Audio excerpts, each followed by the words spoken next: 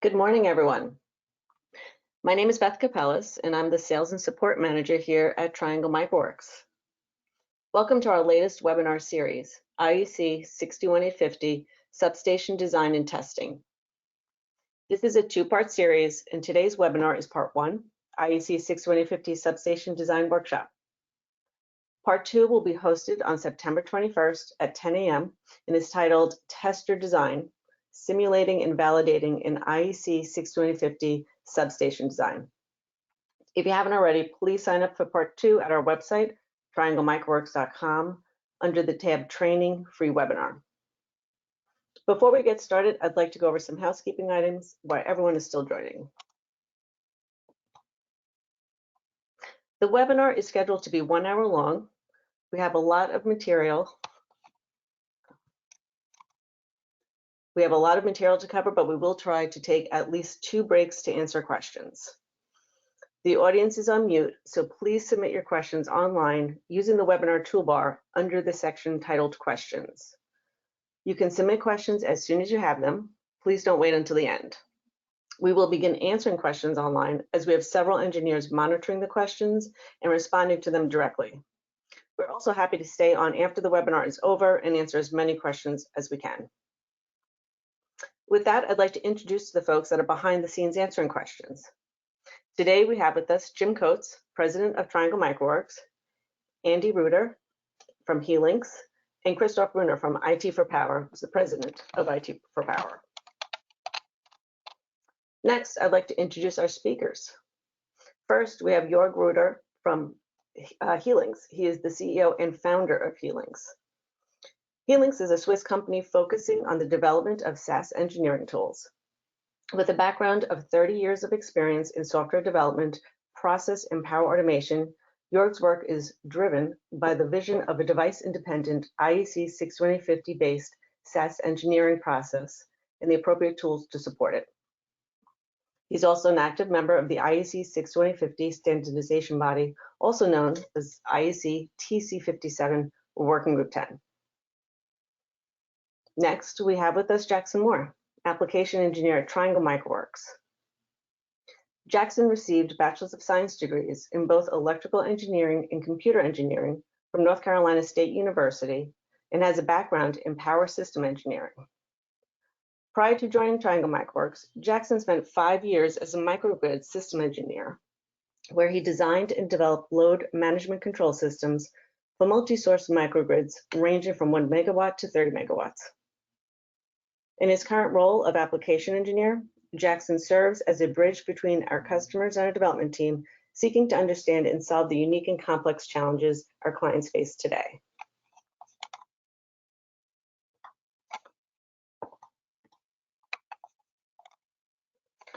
So now that you know everyone, I'd like to give you a little bit of background on Triangle MicroWorks. We were established in 1994 and have over 28 years of communication protocol experience. We are headquartered in Raleigh, North Carolina, and have customers in over 70 countries. We work mostly with equipment manufacturers, electric utilities, and system integrators. The products we offer all support the standard SCADA protocols and fall into 3 categories. First category is source code libraries. We license source code directly to manufacturers for use in their devices and systems. This allows for a much faster time to market and greatly reduces their cost and development time. Licensing a source code library also includes support for your implementation and any issues that may arise in the field. We also provide testing tools supporting these libraries and protocols. These tools are used for communication testing in the lab or the field. They are designed to troubleshoot, simulate, and automate testing for both a single device or a complete substation. Lastly, we also provide a SCADA data gateway supported on both Linux and Windows for protocol translation and data concentration with standard SCADA protocols as well as OPC. It's available as software only or pre-installed on hardware. We are heavily involved in the standard committees that support SCADA protocols, like UCA Group for 61850 and DMP user and technical committees. Through our participation, we help define the protocols, stay up to date on the changes taking place, and ultimately provide feedback based on our customers' needs as the protocols continue to evolve. So now that you know a little bit more about Triangle, I'd like to go ahead and hand it over to Jörg to kick off the webinar. Jörg, I'll go ahead and make you presenter.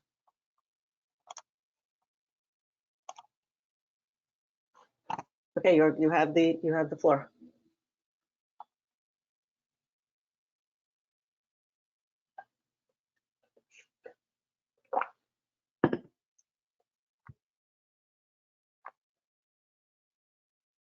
Jörg, we can see your screen, but we're not hearing you.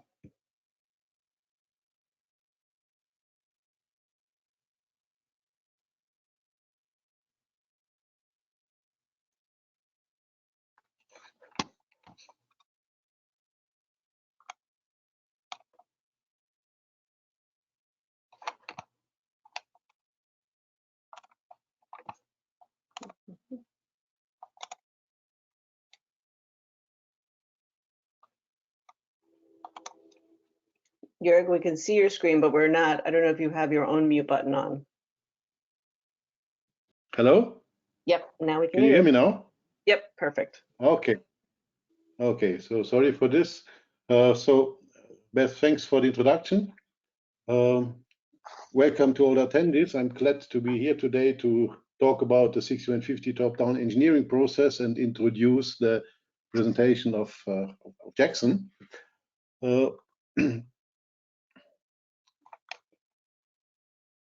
The 6150 standard defines two different kinds of tools, the IED configuration tool and the system configuration tool.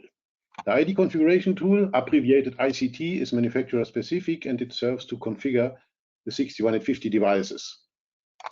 The system configuration tool serves to specify and configure the 6150 system, including the communication configuration for the protocols such as GOOS, sampled values, and MMS reporting.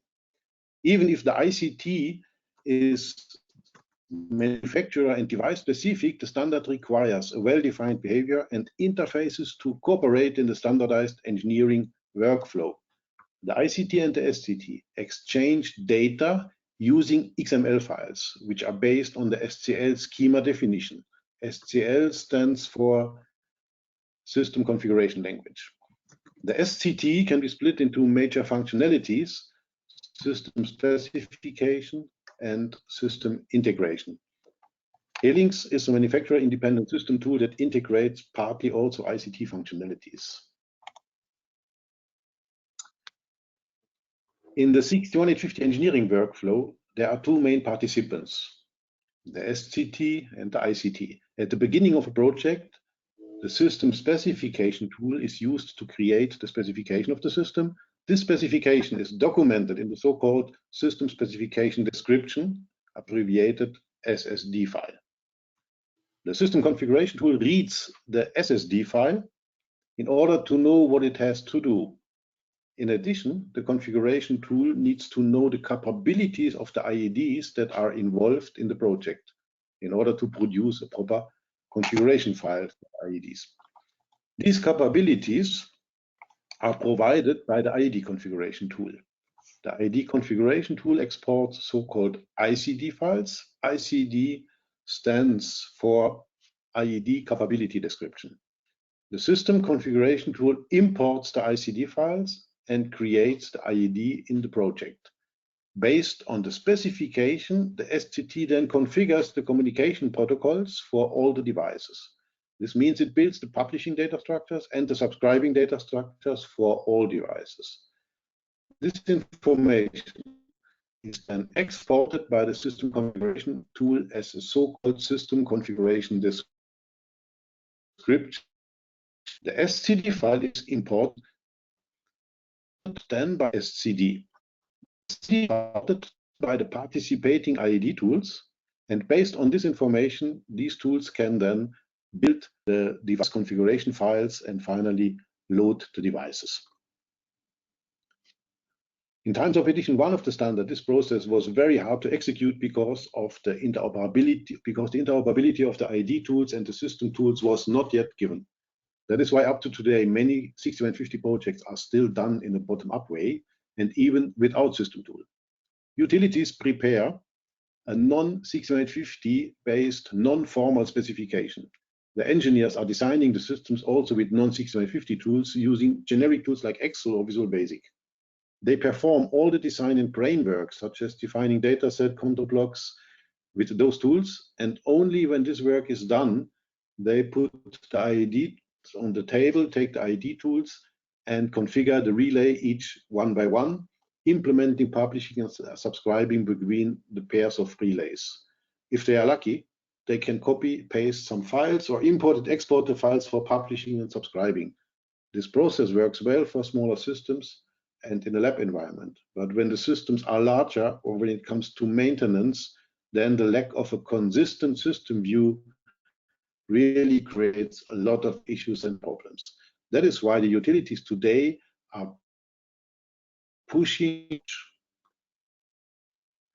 Here we see the same project phases, but the specification and design is already done using the 6150 data model, and the entire process is supported based on 6150 tools. The usage of STL files allows the creation of standardized template libraries, and the advantage of these libraries are they are very efficient and allow an error-free engineering process, or nearly error-free. They ensure standardized designs even when the projects are done by different teams. This reduces the maintenance efforts. However, there's no free lunch.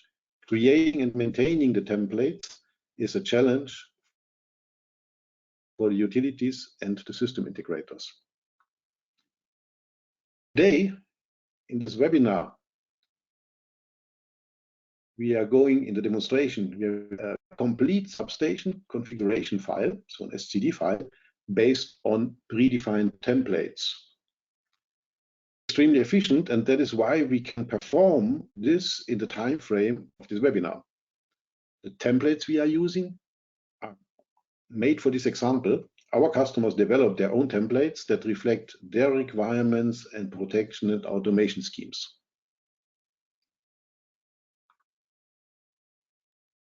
So what we are doing in the demo, we will cover 3 steps of the 6150 process. First, we create a system specification. That is the yellow arrow. So from the system specification tool, provide the specification to the system integration part. Second, we add the IEDs into the tool and we connect them to the network. And third, we automatically configure for the complete substation, the datasets, control blocks, and build the SCD file. That is the red arrow. This slide shows how we create the content of the SCD file in 4 steps. The 4 blue boxes are the 4 sections that are contained in the SCD file. In the first step, we create the substation and the data exchange. We start from the bay and application templates on the left and fill the left section of the SCD file, the so-called process section, with the substation structure. This includes functions and specification logical nodes, as well as the data exchange between the logical nodes. The lower left part contains the data types for the specification and later also the data types of the IEDs. In the second step, we add IEDs to our project and connect them to the networks. With this, we are filling the right part of the SCD file. The third step creates the link between the electrical system on the left and the devices on the right. This is done by associating logical nodes from the specification to the logical nodes inside the IED. After this step, the SCD file contains the information how the data points of the electrical system are related and connected to the IEDs, as well as the data points which are exchanged via the protocols between the IEDs. The fourth and final step creates the communication configuration inside the IEDs, so the red part, based on the data exchange from the specification. This is represented here in the dotted orange lines.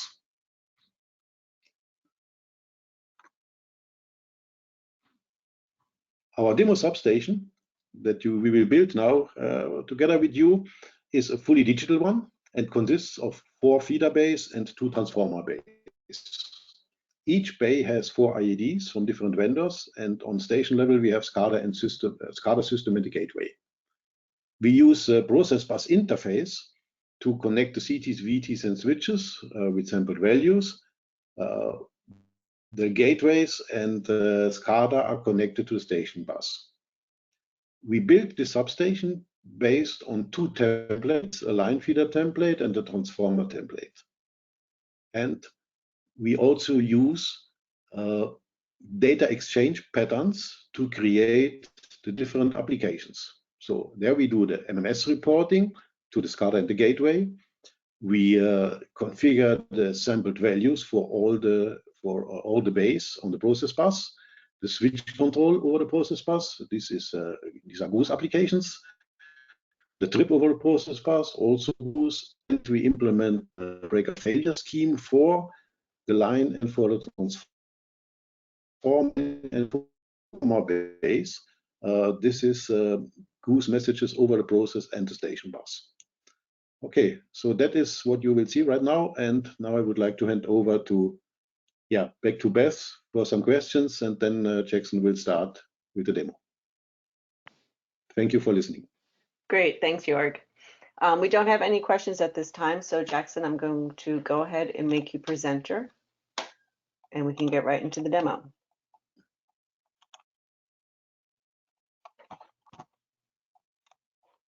All right, thank you, Beth.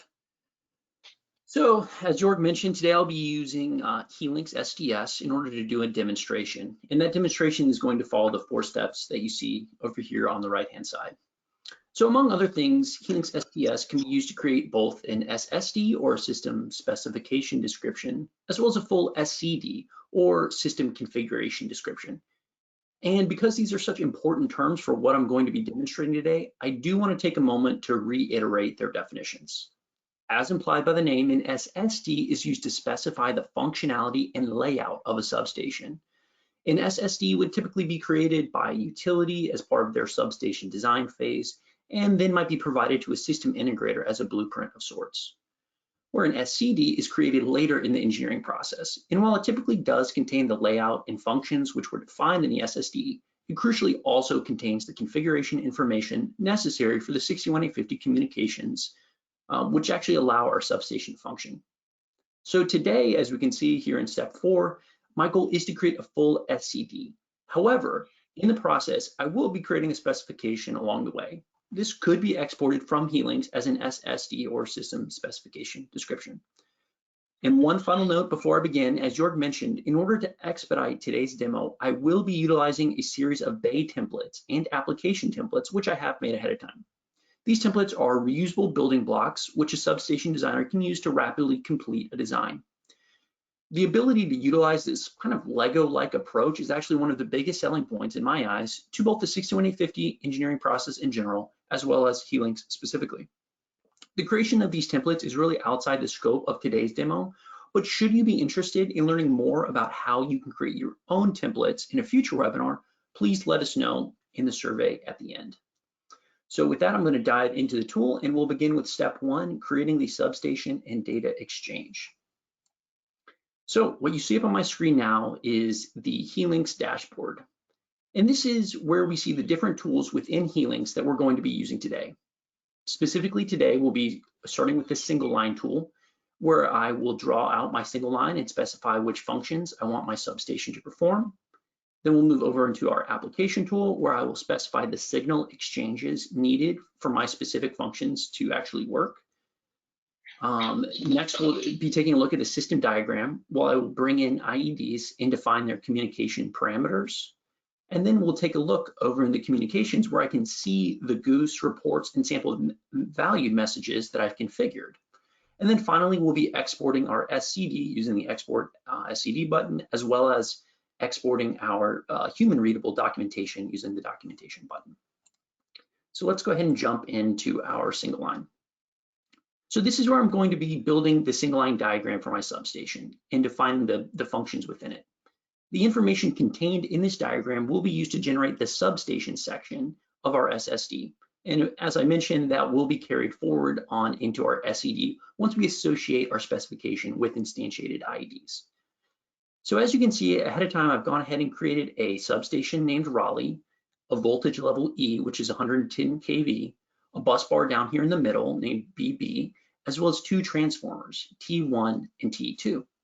So now it's time to begin creating the different bays in my substation. As I mentioned a moment ago, today I'll be using a library of templates that I've made ahead of time. In this case, these templates correspond to two typical bays that a utility might repeatedly use across multiple substations: a line feeder bay and a transformer bay. And as you can see, these are over here on the right-hand side in my palette. So I did make these templates ahead of time, and I do want to reiterate that designing these bays is a step that you would need to complete ahead of time, and that they will be specific to your substation design. They might not look like mine. So when I go ahead and select a line feeder bay and drag it over here into my substation on the right, I can just click to instantiate it. I'll go ahead and give it a name, 01. Oops, did I select my voltage level?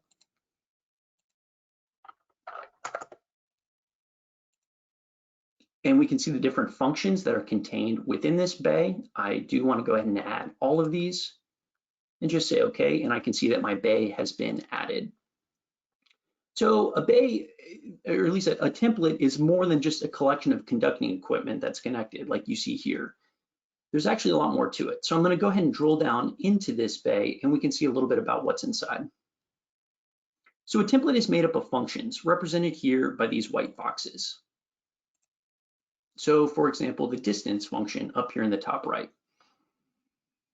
These functions are used as a mechanism for grouping 61850L nodes, seen here by the green boxes, which are working towards a common purpose. So in this case, our distance protection function has a PDIS logical node or L node within it, several others as well, and these are all working together towards the common goal of doing the distance protection.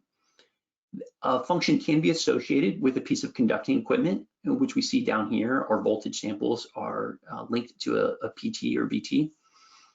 And optionally, these functions can be assigned or grouped using a virtual IED. So the inclusion of virtual IEDs is not necessary to a template, but it will make things a little bit easier down the line, as we'll talk about a little bit later, when I want to actually associate these virtual IEDs with instantiated IEDs. So one thing that I do want to point out is that data exchange is not defined here, as functions really have no concept of data exchange. We do define our inputs that a function will need in order to function, as well as its outputs, but we don't define where this data will come from or how it will get there. And this is done using an application. So to get to our application, I'm going to come back up to our dashboard and open up the applications tool. So as I mentioned, in order to specify communications between our functions, we must create an application. And over here, you can see several that I've already created. An application defines signal connections between our specified functions. Now, in the traditional 61850 engineering process, an application would be specific to a particular part of a particular substation. But one of the key features of Helix is it allows us to turn a specific application into a more generalized application template. And that's actually what I've done here. An application template is a generalized pattern for data exchange between functions. That's a really important bit here, so I do want to repeat it. An application template is a generalized pattern for data exchange between functions, and that can be applied repeatedly and automatically as new bays are added. And that really does save a tremendous amount of time. So let's go ahead and drill down into one of these. Let's take a look at sampled measurements. So on our left-hand side, we see our current samples function. And currently, this is just defined as a signal. Once we instantiate IEDs and do a couple more steps that I'll show here at the end, this will turn into sample value streams. But currently, this is just a undefined signal. And it's passing from my current samples function on the left, and this one is being subscribed to by both my measurements function on the right, as well as my distance function right below it. And that's going to be my distance protection. Whereas my voltage function over here, that's also being passed up to my measurements, And measurements might be converted into an RMS value and eventually passed up to SCADA via MMS reports, whereas distance, like I said, is our distance protection. And voltage is passing to those two, whereas if we follow the line from our current samples, I can see that is passed down to our overcurrent protection, but our voltage is not. And in this case, we're actually using overcurrent as a backup protection. So you'll notice that I didn't have to draw any of these lines. They were already here when I opened up this application template. And that's because I used a template. In the traditional 61850 engineering process method, I would need to add an instance of each function. I would have a library that I could refer to that would correspond with what we saw moments ago in my Bay template. So I would add each of one of those, and I would begin drawing these lines manually in order to create this association of signal connection. But because I'm using an application template, I've defined a set of rules that allow this to happen automatically. So in a moment, as I add more bays, my application template will be applied again in each new bay, and we'll see this diagram grow. So for those of you that are interested in emerging areas of the 61850 standard, these application templates are analogous to the upcoming 7-6 edition and the basic application profiles described therein. Now, before we go ahead and move back and I start instantiating the rest of my bays, I do want to just take a look at maybe one more application scheme just to give you an idea. So let's take a look at breaker failure, for example. So currently, keep in mind, I have just one bay added, so there's not a whole lot going on in my breaker failure scheme. Typically, I'm going to open up breakers in other bays when I have a failure, but currently we see a trip signal being passed over here from my trip function over to my breaker failure function, and then an operate internal, kind of a backup trip being passed over here to my XCDR.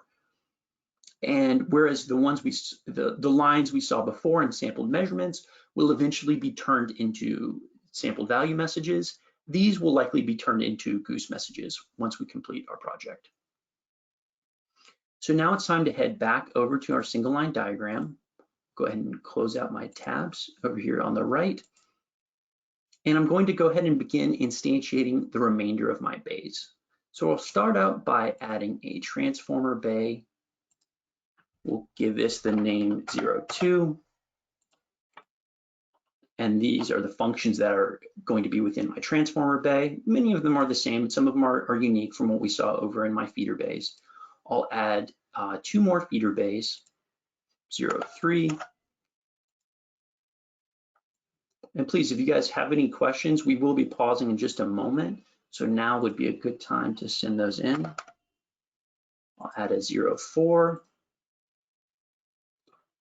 One more transformer bay, 05. And then finally, one last line feeder down here at the bottom.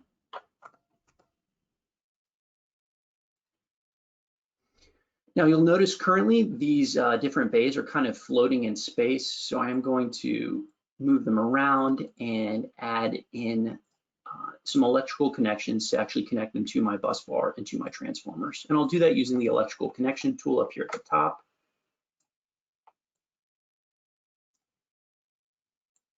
And just connect each one of these bays back up to my bus bar.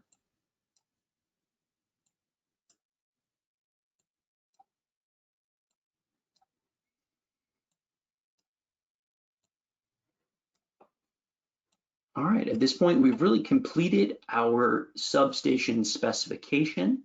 If we come back over to our application area that we saw before, I can come back into my sampled measurements application and see what my template has applied. And you'll notice that there's a lot more going on here. So whereas previously I just instantiated a single bay and we had our current and voltage samples being passed over to my measurement, distance, and protection function, now as I scroll down, and I know this is probably too small for you to read, but you can see that each bay that I've added, the template has been applied, and I've gone ahead and established those new signal connections. Again, the fact that I'm using a template, which is a pattern that can be applied to my functions in order to establish these connections. The fact that I'm using that application template means that I didn't have to draw each one of these individually. And it's a little bit of work up front to create that application template, but I think you can see how it saves a lot of time down the line. If we come over to our application schemes and take a look at our breaker failure, for example, we can see that in addition to our trip signal that we looked at last time and our operate internal, we now have an operate external.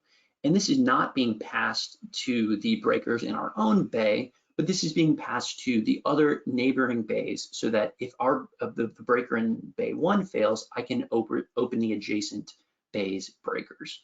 Just to give you an idea of how these applications are defined and how something like this operate external could be coded in and intelligently know how to be passed to other bays, I'll take a look back up at the application schemes. We'll go over to the configurations and scroll down, and we'll see that there are rules that you can define. So as an example, my breaker failure bay must be equal, whereas for the internal trip, whereas my external trip, the bays must not be equal. So it can only pass to external bays. So with that, we've really completed our specification. And if we wanted to at this stage, I could come back over to my dashboard and export this as an SSD. As I mentioned, this is something that could be handed over to a system integrator or even multiple system integrators as part of a bidding process. I could also export an ISD, an IED specification description, because I did specify virtual IEDs in this case, and that could be passed over to an IED vendor. I now know exactly what functions I want my IED to perform. I've specified that, and I could pass that out to an IED vendor and say, hey, here's a machine readable standard way to describe the functionality that I want. Can your IED do this? And that might end up being part of a frame agreement that's negotiated between a utility and an IED vendor or manufacturer. So we're about to turn it back over to Beth for questions, but before we do, I just want to come back to our diagram that we started with and point out that we've now completed step 1, create the substation and data exchange. And when we come back from questions, we'll move into steps 2, 3, and 4, instantiating our IEDs, mapping the logical nodes, and then finally configuring our communications and exporting our documentation. So with that, Beth, I'm going to turn it back over to you for Q&A. Great, thanks, Jackson. Yes, we have gotten a number of questions in, and certainly keep those coming. Answers are being provided online, but let me go ahead and go over a couple of them for the audience. So the first question, this is for Helix. Can any type of bay be created in the prior? For example, a motor feeder bay. So I don't know if someone from Helix can answer that. Yeah, you can. You're completely free to define and design your templates. You define the bay type. You add the conducting equipment. You add the functions. You define the data points, the logical nodes, and once you have the static definition, then you can start to design the application. And Great. if you're happy with the result, you put it in the library and you have a new element. Okay, thanks, Jörg. Next question, this is also for Helix. No one in North America knows or uses Q0 or Q1 standard for equipment naming. Is it possible to use different equipment names and standards? You are free to name all the elements in the rules that the 6150 standard allows. So there is no specific restriction for naming a bay or naming the conducting equipment. Okay. Next question, and I'll open this up to any of the speakers. How do you suggest verifying or testing templates once you have created them? So we'll cover that a little bit in more detail when we get into our second part to this webinar series. One option would be to, once you create an SSD, or I'm sorry, really an SCD and have instantiated, you could export that out and bring it into a tool that we'll be showing next time, DTM or Distributed Test Manager, which allows you to run a series of tests to validate the functionality, Not necessarily performance, because you won't have your real IEDs. There are options to put hardware in the loop and have your real IEDs present, but you can simulate all of your IEDs using DTM. And like I said, we'll go into that a little bit more detail in part 2, which is September 21st. Great, thanks, Jackson. Next question for Helix. When you added a bay, can you add more function at the same time or have it predefined?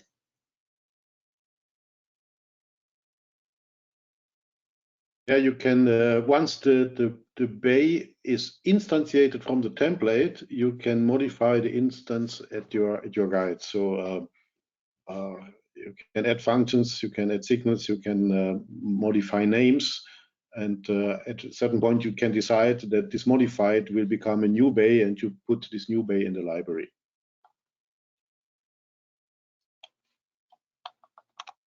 Okay, next question. Is there any rhyme or reason to creating the function groups for LNs, or is it just what makes sense to the individual?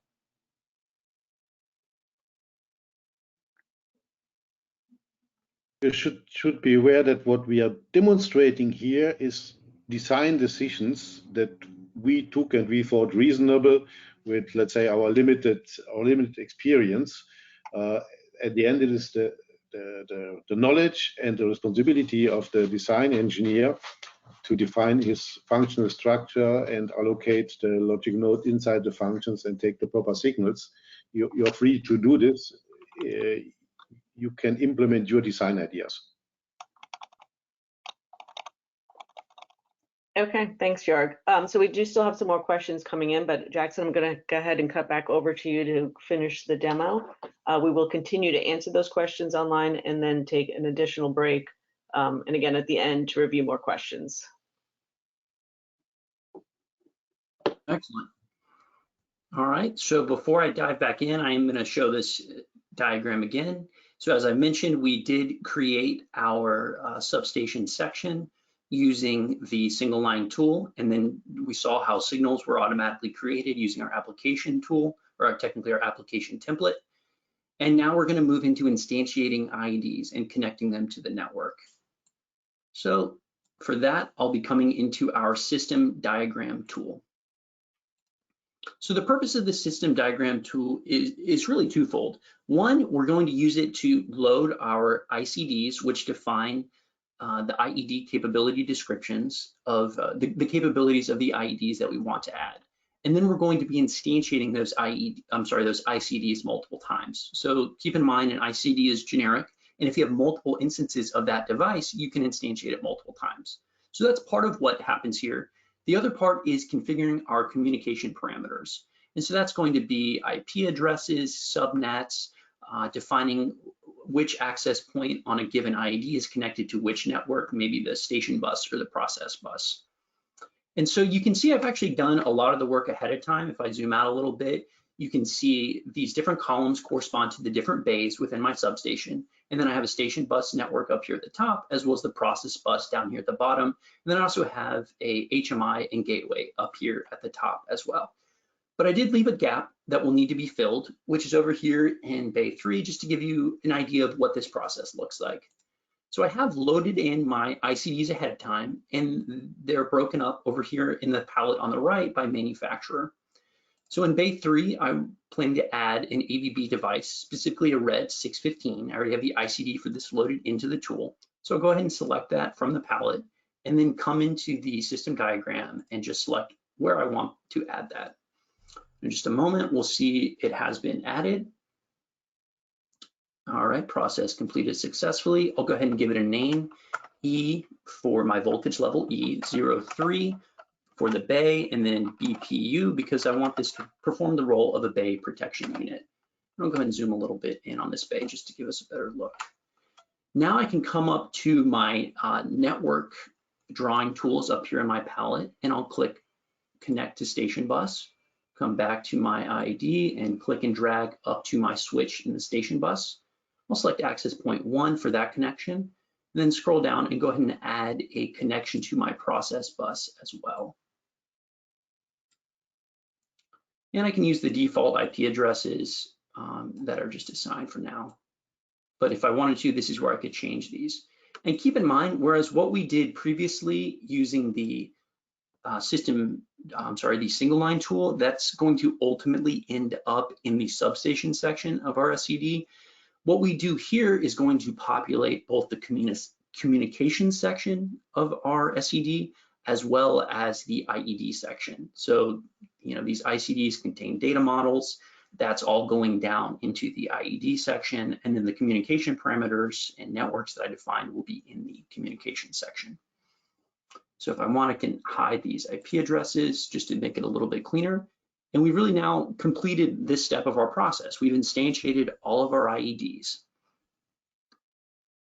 But we haven't really merged the two pieces of work that we've done. We've got our substation section, which was defined before the break, and now we've got our IED and communication section, but they're really still kind of separate. In order to merge the two, I need to come up here to Model Operations and select Implement IEDs. And I do want to kind of show you another picture that is from Jorg's presentation that kind of captures what's happening here.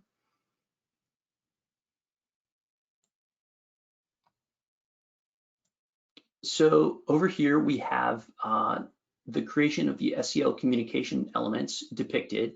And what's happening here is that our IED and logical device and logical nodes, which are defined in my IED section, are now being combined with my logical node types that are defined as part of my data templates, as well as my L nodes that are defined over here in my substation section.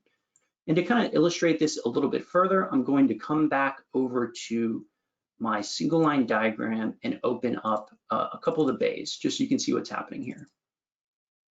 So just to drive this home, I'm actually going to open up 2 bays so you can see that this is happening everywhere at the same time.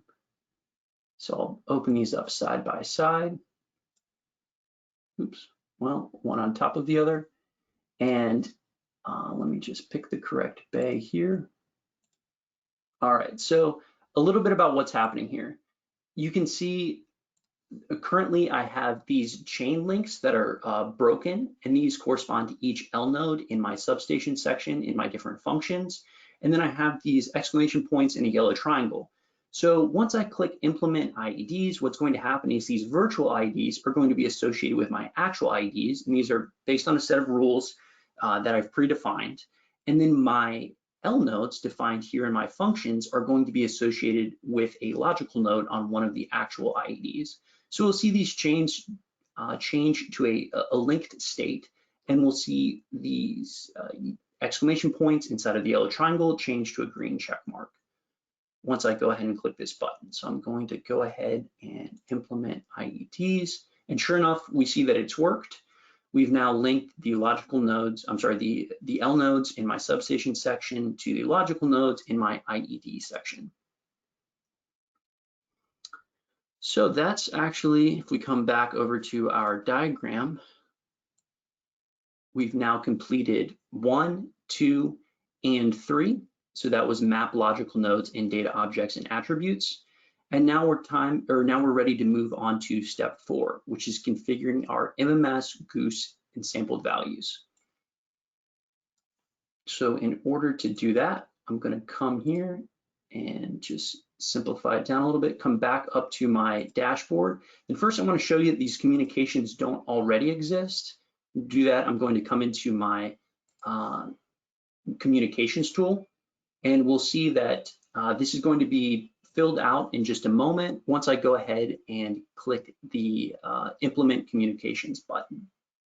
So coming back up here to Model Operations again, I'm going to click Synchronize SCL Comms.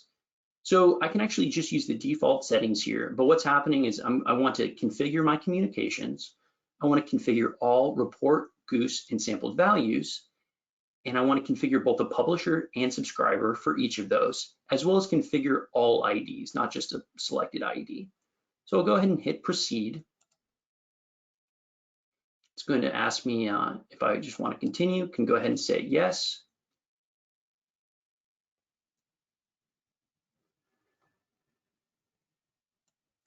And now I can come back into my communication editor in the dashboard, and we can take a look at the work that was done for us. So basically what's happening is in the application section earlier, we saw those lines flowing between our different functions, but at that time, they were just signals of an unspecified type.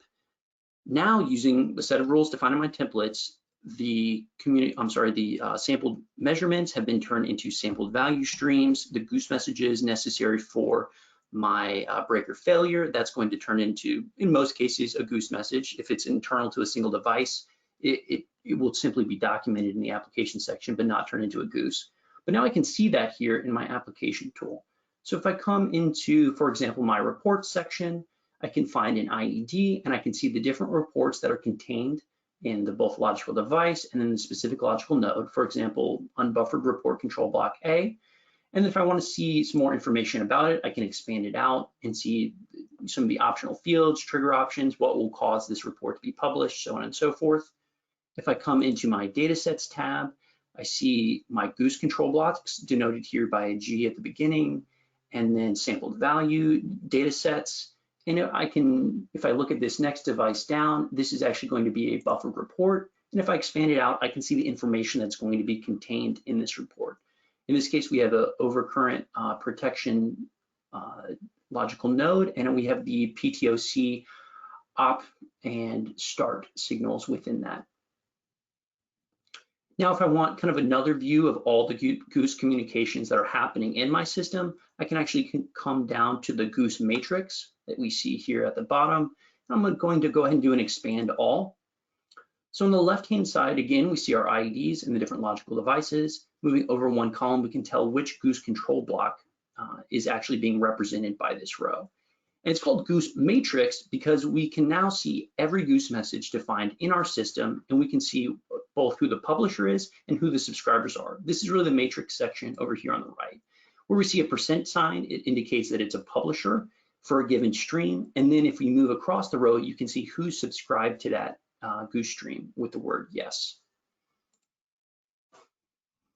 So we've really now completed our engineering process. We have, if we go back over to our slide one more time, we've created our substation section, instantiated our IEDs. We've mapped or merged our instantiated IEDs with our substation section, merging our logical nodes, data objects, and attributes to our L nodes from our substation section. We've configured our goose, MMS, and sampled value messages, and it's now time to export our documentation in the form of an SCD as well as our human readable PDF. So to do that, I'm going to come back over to my dashboard, and then first we'll start out with the SCD. I can just click the export SCD button. In this case, I only want to export the SCD. There's a host of other information I can do, including some proprietary SCDs that are necessary for specific manufacturers, and I can just hit OK. And if we come down, once that finishes generating into our Project Explorer, see you had some errors. We can take a look at those later and open up the out section. We see an SCD was created with today's date. I can right click and open that with the SEL XML editor.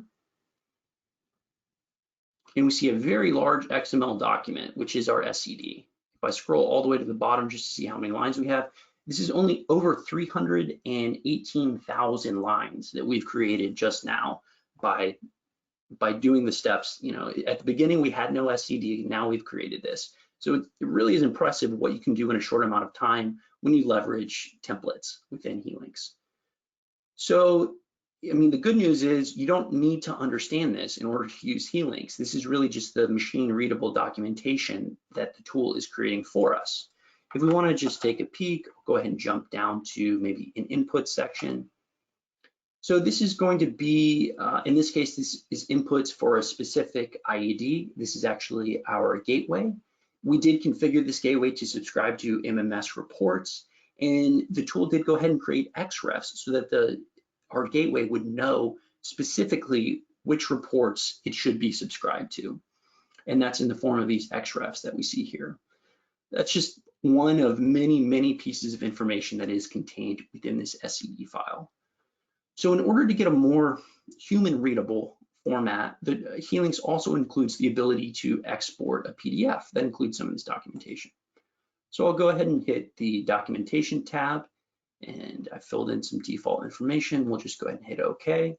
And this will take a moment to generate, but in a moment it'll output a PDF that I can walk you through that will show a lot of the same information that's contained in the SCD, but in an easier to read format.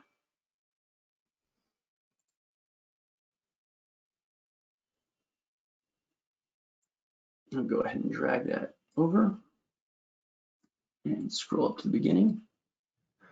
So this is the project report for my substation named Raleigh, and we'll go ahead and point out a couple pieces that are contained within it. I like to start with the single line. So this is the diagram that we drew at the beginning of our presentation that contains our different bays. Generally, I would say the first half of this document corresponds with the substation section or the specification that we did, whereas the second half of the document contains the information specific to the IEDs that I've instantiated. So scrolling down, we can see the different application groups that I've implemented, different data sets, all contained within this document. And this could be passed on to substation engineers. This is part of the packet that's usually handed over to a customer at the end of a project if you're a system integrator who's designing a substation for them. And it really becomes a nice reference document that you can use to know how your substation is actually performing. So with that, we've really come to the end of our presentation here with this 141-page PDF that we've generated as part of our engineering process. And I do hope that you guys have learned a lot about how the engineering process can work when you're leveraging some of these advanced features here in Helix. And with that, I'm going to turn it back over to Beth for question and answers. Okay, great. Thanks, Jackson. So what I'd like to do, we do have some time left for more questions and answers, and they've continued to come in. I would like to just wrap up a couple of final points, and then we can spend the rest of the time focused on questions. So I'm going to go ahead and take the screen back from you there, Jackson. So just a couple of final thoughts. When you do log off of the webinar, after we finish our next Q&A session, you will be presented with a survey. It is only 5 questions, takes under 2 minutes to complete, and we really appreciate your feedback. You do also have an option to receive a certificate for 1 PDH, professional development hour. If you do need that, we can provide that upon request. The recording for this webinar will be posted on our website early next week. So at any time you can see a recording. We will also, anyone that answers the survey, we will also follow up with a link to the recording as well as the presentation. If you do go to our website to view the recording, there is also an option there to sign up for our newsletter. It keeps you up to date on the next webinars that are coming out, on any training events, and any product releases. And of course, as always, if you have any questions or comments, we'd love to hear from you. Just email sales@trianglemicroworks.com. So with that, as I mentioned before, the questions are still coming in hot and heavy, so I'd like to just start to dive into the list of questions. So to start with the first one, and most of these will be for Helix, so anyone from Helix can feel free to jump in to answer. Would you model a PRP network here, or does it not matter for the purposes of this tool?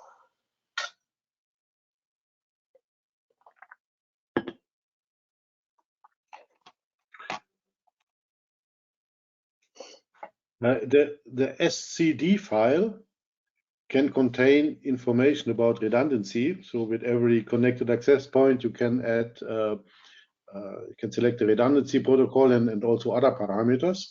But this is for the communication configuration pure information. It is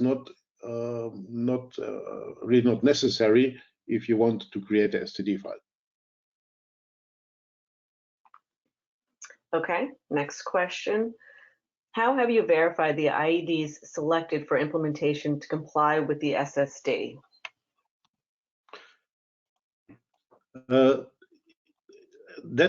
has already been done during the template creation. So the templates, they can be taught to work with different kind of relays.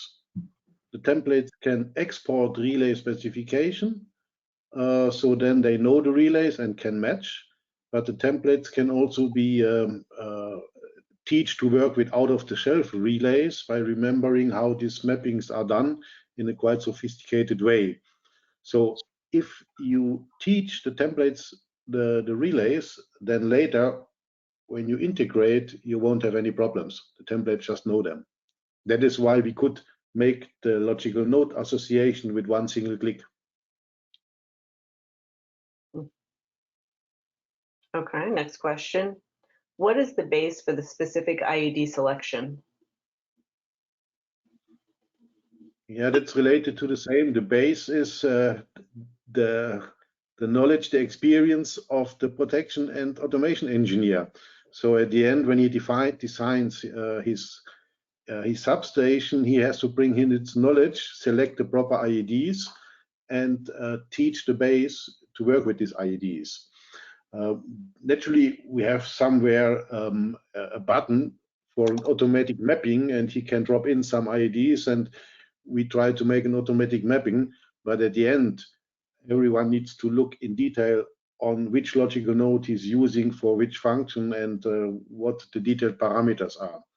So we do not replace the engineer's knowledge. We just capture the knowledge and make it repeatable. Okay, next question, and this one is specific to Goose configuration.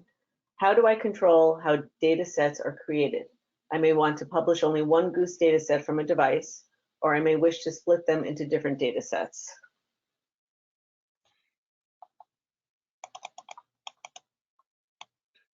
Okay, there is a concept of channels, which we didn't show here, and these channels allow you to group your data exchange and by this influence exactly how the data sets are created and in which way the control blocks are used and configured.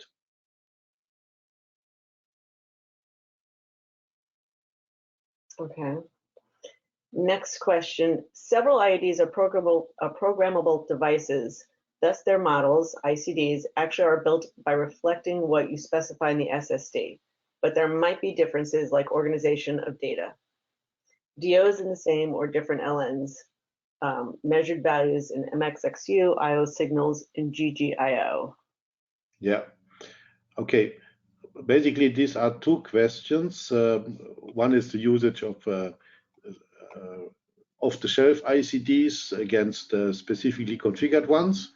So you can have both cases with STS. We can specify the IEDs, and the IEDs can be configured according to specifications, and then they fit. Or you take them off the shelf. But even if they are specifically configured, there may be differences, as is stated in the data objects or maybe in the capabilities of the logical nodes. In this case, the mapping of the logical nodes and of the data can be individually tweaked so that, for instance, we can use a data object differently than it is originally specified, and the system recognizes this and validates this.